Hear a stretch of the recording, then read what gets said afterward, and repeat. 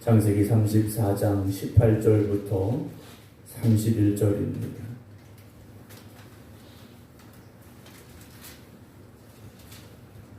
그들의 말을 하물과 그의 아들 세겜이 좋게 여김으로 이 소년이 그 일 행하기를 지체하지 아니하였으니 그가 야곱의 딸을 사랑함이며 그는 그의 아버지 집에서 가장 존귀하였더라. 하물과 그의 아들 세겜이 그들의 성읍문에 이르러 그들의 성읍 사람들에게 말하여 이르되 이 사람들은 우리와 친목하고 이 땅은 넓어 그들을 용납할 만하니 그들이 여기서 거주하며 매매하게 하고 우리가 그들의 딸들을 아내로 데려오고 우리 딸들도 그들에게 주자. 그러나 우리 중에 모든 남자가 그들이 할례를 받은 같이 할례를 받아야 그 사람들이 우리와 함께 거주하여 한 민족 되기를 허락할 것이라. 그러면 그들의 가축과 재산과 그들의 모든 짐승이 우리의 소유가 되지 않겠느냐. 다만 그들의 말대로 하자. 그러면 그들이 우리와 함께 거주하리라.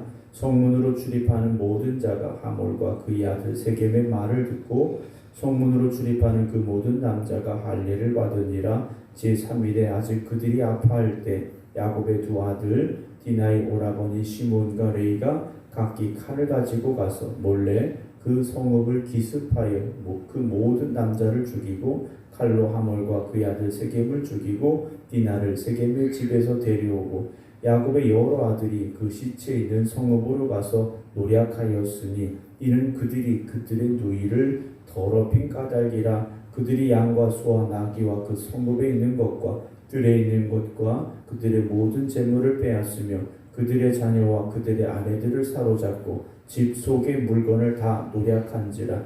야곱이 시몬과 레이에게 이르되 너희가 내게 화를 끼쳐 나로 하여금 이 땅의 주민 곧 가나안 족속과 브리스 족속에게 악취를 내게 하였도다. 나는 수가 적은즉 그들이 모여 나를 치고 나를 죽이리니 그러면 나와 내 집이 멸망하리라. 그들이 이르되 그가 우리 누이를 창녀같이 대우함이 옳으니까.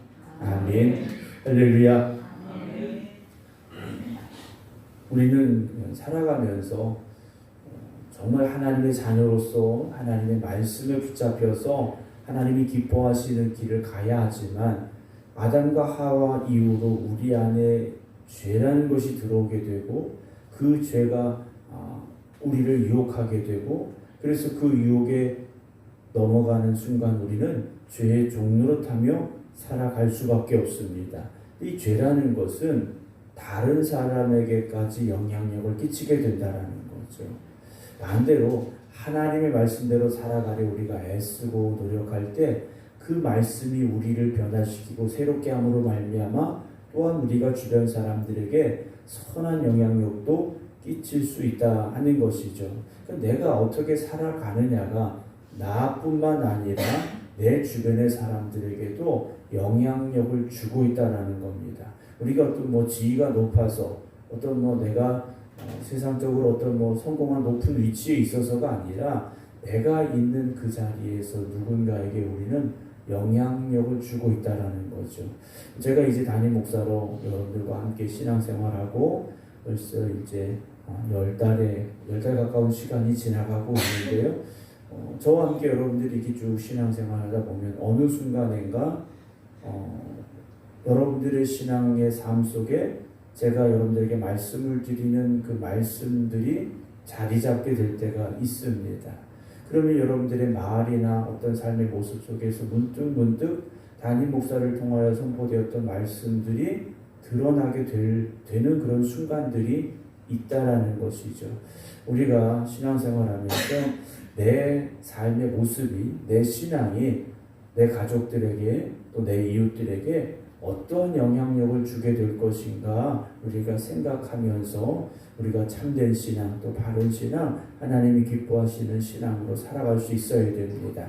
야곱은 한 가정의 이제 가장입니다. 철없는 젊은이의 나이가 아니라 자기의 가족을 이끌고 있는 가장이라는 거죠. 이 당시의 표현으로 보면 족장입니다. 자기가 어떻게 서느냐, 자기가 어떤 판단을 내리고 어떤 결정을 내리느냐가 그 집안에 있어서 중요한 역할 또 기준이 될 수 있죠. 야곱은 오늘 우리가 이 말씀의 배경을 보게 되면 어떤 상황입니까? 베델로 갔어야 되는데 그렇지 않았죠. 세겜이라는 좀 살만한 그 땅에서 땅을 돈을 주고 샀습니다. 그리고 거기 정착하려 했다라는 거죠. 아브라함이 조카 롯과 이별을 합니다. 근데 이 조카 롯이 어디로 갔느냐? 소돔 땅으로 갔죠. 살만하고 좋은 땅으로 보여졌기 때문에 그 땅을 선택했고 거기 살았더라는 거예요. 그러나 그 땅은 어떤 땅이었습니까? 죄악의 땅이었지 않습니까? 오늘 세겜이라는 곳 역시 하나님의 말씀에 순종하는 사람들이 살고 있는 땅이 아닙니다. 그리고 하나님과 약속했던 그 자리가 아니었더라는 것이죠. 자, 그런 가운데 이제 야곱의 딸인 디나가 강간을 당한 그런 사건 어제 우리가 말씀을 나눴고요. 그러면서 이걸 어떻게 할 것인가 이제 풀어가는 과정인데 18절입니다. 그들의 말을 즉 야곱의 이 말이지 않습니까? 야곱의 아들들의 이 말이에요. 이걸 하몰과 그의 아들 세겜이 좋게 여겼다 그랬습니다. 그들의 말이 무엇이었습니까? 디나를 데려가고 이 문제를 해결하려면 당신들의 남자들이 다 할례를 받아야 된다 이 말이었습니다. 19절 이 소년이 세겜입니다. 그 일 행하기를 할례 행하기를 지체하지 아니하였으니 마음이 급한 거예요. 왜냐하면 그가 야곱의 딸을 사랑했기 때문에 처음에는 물리적인 힘으로 강간을 했는데 이제 사랑에 빠졌다라는 거죠. 그럼 이 문제를 어떻게 해결하느냐? 그는 그의 아버지 집에서 가장 존귀하였더라 그랬습니다. 자기 아버지 집에서 가장 존귀한 사람이었고 그의 아버지와 또 그의 아들이 세겜이 그 지역에 이제 영향력이 있는 사람이었지 않습니까? 20절 하몰과 그의 아들 세겜이 그들의 성읍 문에 이르러 그들의 성읍 사람들에게 말합니다. 21절 이 사람들은 야곱의 가족들이죠. 야곱의 일행입니다. 우리와 친목하고 이 땅은 넓어 그들을 용납할 만하니 그들이 여기서 거주하며 매매하게 하고 우리가 그들의 딸들을 아내로 데려오고 우리의 딸들도 그들에게 주자. 좋은 이야기 했습니다. 그러면서 그런데 조건이 있다. 22절 우리 중에 모든 남자가 그들이 할례를 받은 같이 할례를 받아야 그 사람들이 우리와 함께 거주하여 한 민족 되기를 허락할 것이라 라고 말하죠. 그러면서 이들의 속내가 드러납니다. 23절 그러면 그들의 가축과 야곱의 가축과 야곱의 재산과 야곱의 모든 짐승이 우리의 소유가 되지 않겠느냐라고 이들의 속마음을 드러내죠. 이들이 원하는 건 뭡니까? 디나만이 아니었어요. 야곱의 모든 재산이었다라는 거죠. 우리가 발을 잘못 딛기 시작하면 결국 이런 상황까지 갈 수 있다라는 거죠.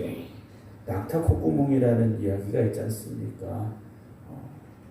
사막에서 낙타는 밖에 있고 낙타의 주인은 천막 안에 있었는데 낙타가 콧구멍만 들여놓았는데 나중엔 낙타가 그 천막을 다 차지해버리고 결국 주인은 그 천막에서 쫓겨나는 그런 상황이라는 우화가 있는데요. 죄라는 것, 우리가 우리 마음의 허점을 보여주기 시작하면 우리 안에 들어오게 되고요. 우리를 집어삼키게 됩니다. 오늘 이 세겜 사람들을 보게 되면 명분은 그랬습니다. 디나를 강간했으니까 이 여인을 아내로 삼고 저들과 사이좋게 지내려면 할례를 받아야 된다라는 것이었지만 결국 이들의 마음은 어땠느냐? 야곱의 모든 재산을 우리가 빼앗자 하는 것이었다라는 거죠. 자, 그런데 이들이 할례를 받았습니다. 자, 문제는 할례라는 것은 하나님께 속한 사람임을 증명하고 고백하는 예식이었다라는 거죠. 야곱도 자기 자신에게 또 자기 아들들에게 그렇게 할례를 했을 거라는 겁니다. 그런데 그 할례라는 예식이 하나님의 자녀로서 고백하는 예식이 아니라 세겜의 모든 남자들을 죽이기 위한 도구로 지금 사용되어지기 시작했다라는 거죠. 문제가 어디에 있느냐? 야곱이 자기 아들들에게 그 의미를 분명하고 정확하게 그것이 얼마나 하나님 앞에 소중하고 귀한 예식인가를 제대로 가르치지 않았던 것은 아닐까라는 생각을 합니다. 하나님의 자녀임을 고백하면, 하나님에게 속한 사람임을 고백하는 그 거룩한 예식을 사람을 죽이겠다라는 도구로 지금 사용하고 있다라는 거죠. 여러분, 신앙생활은요, 나의 어떤 이익을 위한 도구가 되어서는 안 됩니다. 당진에 가면 교회들이 참 많습니다. 당진시에 속한, 예전 말로는 당진군이라고 말하죠. 당진시의 감리교회가 120개가 넘습니다. 감리교회만 120개가 넘어요. 한 개 군에. 그리고 다른 교단까지 합하면 거의 한 300개 넘는 교회가 있습니다. 시내에 보면 큰 교회가 교단별로 이렇게 있어요. 그런데 시내에 있는 이런 어떤 식당이나 이런 장사하는 분들, 이런 분들을 보면 그런 얘기들이 있어요. 장사하려면, 식당 하려면 어느 교회를 가야 된다, 이런 얘기가 있어요. 그 교회 숫자가, 교인들의 숫자가 많거든요. 그러니까 사업을 하고 장사를 하려면 그 교회 다녀야 된다 라는 얘기가 있어요. 그리고 그들도 공공연하게 그렇게 이야기하면서 전도를 합니다. 우리 교회 나와야 식당도 잘 되고 장사도 잘 되고, 이런 이야기를 해요. 그 중에 보면 교회에 관심이 없는 사람들이 있어요. 그런데 그런 얘기, 또 막상 장사하고 식당 하려니까 또 상황이 그렇거든요. 그래서 일단 가서 등록을 하는 거예요. 그리고 그 문 앞에 교패를 붙여놔요. 제가 그런 모습들을 보면서 그렇게 전도하는 것도 사실 잘못되었고, 영혼을 사랑하는 마음을 가지고, 영혼을 살리는 마음을 가지고 전도해야 되는데 전도의 방법이 잘못되었고, 그리고 교회를 나간 그 사람들의 마음도 잘못된 건 아닐까라는 그런 생각을 하게 됐습니다. 여러분, 신앙이라는 것은요, 나의 유익을 위함이 아니라 하나님의 영광을 위한 길이 되어져야 됩니다. 신앙생활하면서 우리가 그 방향을 잘못 잡으면 안 되죠. 나를 위한다는 게 뭡니까? 뭘 먹을까? 뭘 마실까? 뭘 입을까? 나를 위한 고민이죠. 그런데 주님이 하신 말씀 뭡니까? 그런 건 하나님의 자녀들이 하는 게 아니다 라고 말씀하시지 않습니까? 우리는 어떻게 살라고 하셨습니까? 먼저 하나님의 나라, 하나님의 영광을 위해서, 하나님의 뜻을 위해서 살라고 말씀을 하셨어요. 그런데 요즘 이 시대의 교회가 세상적인 어떤 뜻을 이루기 위해서, 또 나의 성공을 이루기 위한 도구가 되어지고 있다면 이 교회가 정말 하나님의 교회라 말할 수 있을까 하는 염려와 걱정이 들게 되었습니다. 말씀이 조금 벗어나긴 했습니다만, 할례라는 이 귀하고 소중한 거룩한 예식을 이들은 지금 헛되이 쓰고 있다는 거죠. 그런 가운데 어떤 일이 벌어집니까? 다 할례를 받았어요. 25절 제3일에 아직 그들이 아파할 때 야곱의 두 아들 디나의 오라버니 시몬과 레이가 각기 칼을 가지고 가서 몰래 그 성읍을 기습하여 그 모든 남자를 죽였다라고 되어 있어요. 할례라는 예식을 그렇게 받으라 했던 야곱의 아들들이나, 또 야곱의 모든 것을 빼앗으려고 아무 생각 없이 그저 할례만 받았던 이들이나 다를 바가 없다라는 거죠. 오늘 저와 여러분들이 우리의 신앙의 삶의 이 모습들이 정말 하나님 보시기에 기뻐하시고 하나님께 영광이 되는 우리의 모습이 되기를 힘쓰시기를 주님의 이름으로 축원합니다. 자, 이런 상황이 벌어졌는데 29절에 보면 가서 다 노략질도 했다라고 되어 있어요. 그들의 자녀와 그들의 아내들도 사로잡아 왔다라고 되어 있습니다. 자, 이 상황이 야곱이 무엇이라고 말합니까? 30절 야곱이 시몬과 레이에게 이르되 너희가 내게 화를 끼쳐 나로 하여금 이 땅의 주민 곧 가나안 족속과 브리스 족속에게 악취를 내게 하였도다. 나는 수가 적은즉 그들이 모여 나를 치고 나를 죽이리니 그러면 나와 내 집이 멸망하리라 그래요. 야곱의 입에서요, 참 기가 막힌 말이 나온 겁니다. 자기의 딸이 처한 이 상황 속에서 정말 34장에서 이들이 하나님의 이름을 부르고 하나님의 뜻을 구하고 하나님 어떻게 될까요? 하나님 우리를 도와주세요. 한 번도 나오지 않았다라는 거죠. 그저 자기들의 생각을 가지고 자기들의 판단을 가지고 자기들의 힘을 가지고 하려 했다라는 겁니다. 다윗을 보면요, 그런 기도의 사람이었다라는 거죠. 하나님 어떻게 될까요? 하나님 어떻게 될까요? 당연히 전쟁을 해야 되는 상황에서도 하나님이 전쟁을 나가야 될까요? 말아야 될까요? 하나님의 뜻을 구하는 사람이었다라는 거죠. 그래서 다윗은 하나님의 마음에 합한 사람이었다라는 겁니다. 오늘 야곱은요, 그렇지 못했어요. 오히려 아들들을 책망합니다. 니네 왜 일을 크게 만들어가지고 이러다 나 죽을 수도 있는데, 우리 집이 다 멸망할 수 있는데 라는 이야기만 하고 있다라는 거죠. 오히려 시몬과 레이가 자기 아버지한테 이렇게 말합니다. 31절, 그들이 이르되 그가 우리 누이를 창녀같이 대우함이 옳습니까? 라고 아버지에게 반문을 하고 있음을 보게 됩니다. 34장은 하나님 없이 살아가는 야곱의 모습이 어떤가를 우리에게 보여주고 있습니다. 하나님이 이끄시는 길로 가지 못할 때 어떤 일이 벌어지는가를 우리에게 보여주고 있다는 거죠.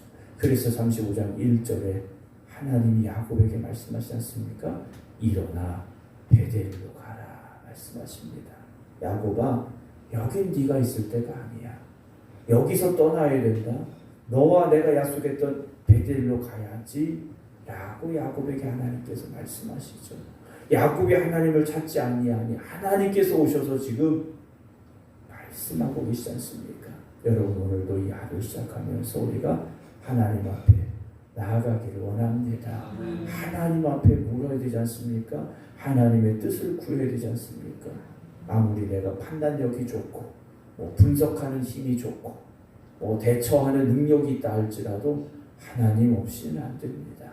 하나님이 주는 지혜, 하나님 주는 능력을 가지고 오늘도 이 하루를 살아가시기 바랍니다. 그래서 야곱 같은 이 어리석은 정말 비극 같은 이런 일이 벌어지지 아니하고 하나님이 이끄시는 그 길로만 믿음으로 순종하며 나아가는 우리 모두가 되기를 주님의 이름으로 축원합니다. 기도하겠습니다.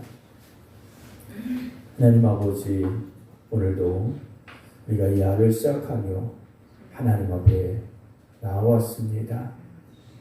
하나님의 뜻을 구하고 하나님이 기뻐하는 일이 무엇일까?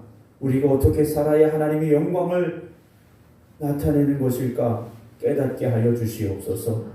야곱이 하나님과 약속했던 베델로 가지 않고 세겜에 정착하기를 원했습니다. 그 땅이 좋아 보였습니다.